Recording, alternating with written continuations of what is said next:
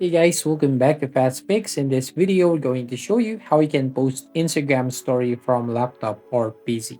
So first up here, you want to open your browser and search for instagram.com and basically just need to log in your account.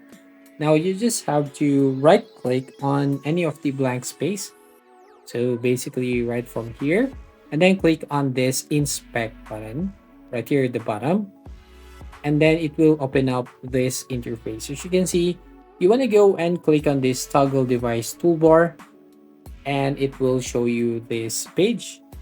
Now you can actually change the dimension into iPhone XR, and from here you can actually resize this one, for example from 50% to 75%. And we're going to reload this page. As you can see, once you reloaded this page, as you can see here, we have an option which is the plus icon right there at the top right beside the heart icon. We're going to tap on that and then click on this story. So here, if you're going to click on story, you just need to choose any of the image from your computer.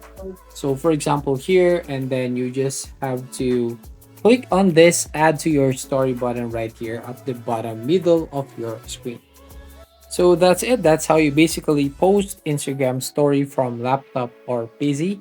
So if you find this video helpful, please consider to like and subscribe to this channel, and don't forget to hit the notification bell to notify you on the next video.